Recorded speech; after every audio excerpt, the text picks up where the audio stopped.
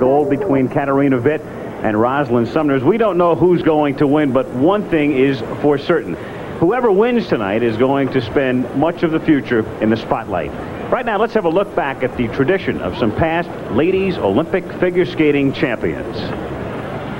Dorothy Hamill was the last United States woman to capture the figure skating gold. She was America's sweetheart, and for her, the Olympics were only the beginning.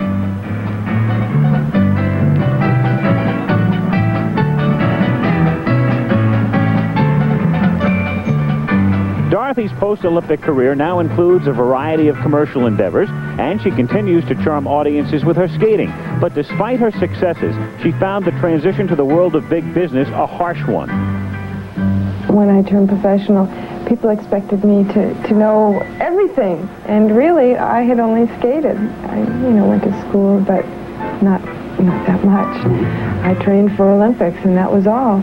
And when you're thrown into the real world after that very sheltered little life and circle of people, I was dealing, I missed my family. I was on the road all the time and dealing with a lot of, big Hollywood people. Hollywood was not new to skating. Nearly half a century earlier, little Sonja Henie of Norway was the first to spin gold from gold. She went showbiz. Her simple skating dresses gave way to feather boas and headdresses. She didn't just stay on the ice. She did talk shows, wined, dined, and kept the company of the brightest stars, and was featured in shows and movies. Far from Hollywood, in San Moritz, Barbara Ann Scott of Canada was the heiress to Sonja's medal. She, too, won over the spectators, not only with her performance, but also with her sparkling personality. Show business beckoned again. My first engagement was at the Roxy Theater in New York. It was very different from my little white collars and velvet dresses and simple clothes. Suddenly I had low necks and feather headdresses and worst of all, a PR man, that anything to make a picture print. And so she left all that, married businessman Tom King, and today they live in a Chicago suburb. Far away from the glitter and glamour of Tinseltown, most of Barbara's life now revolves around her home and her marriage. I'm a homebody at heart. I'm old-fashioned enough to believe that a wife's career when she gets married is her husband, not what she does on the side. I think she should devote herself to her husband and his activities. Tenley Albright, the first champion from the United States, made a different decision altogether. Her choice, to attend Harvard Medical School and become a surgeon. The whole aspect of creativeness and of applying yourself really applies to whatever field. And for me, of course, that's surgery, but it doesn't have to be after that, because the fun of it and the competitiveness of it is being there, feeling what's going on, and really putting all your effort into that competition at the time. Then after that, I think they'll be surprised how many options they have. Carol Heiss followed Tenley. Her figures helped her capture the gold at Squaw Valley, and today she still does them, passing her skills on to the next generation as a coach. You and Jenny are the same. Bend your knee as much as you possibly can, all right? I encourage the kids, all of my pupils, to go to school.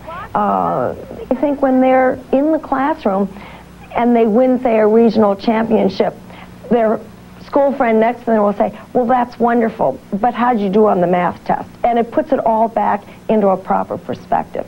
Because I still believe that once these kids retire from skating, they have the whole rest of their life to continue living. One who's certainly done that. 19 explored options never before open to Queens of the Ice. Spectacular shows and TV specials, commercial endorsements, and more. Light up the sky like a flame. I'm gonna live forever. Baby, remember my name.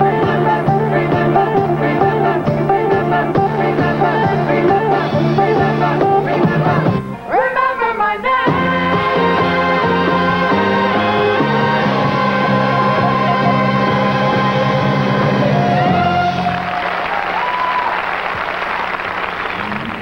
Well, Peggy, it's been 16 years now for you since you won the gold medal. To reflect, how has the transition gone for you? Well, it was a lot of fun. Everything that I did was something new that no one else had done before, like TV specials and skating in the ice show, only the partial tour. And usually in the past that a champion would win a medal and then join the ice show, and they'd be on the road for 10 months of the year doing 9 shows a week, and that's a pretty grueling schedule.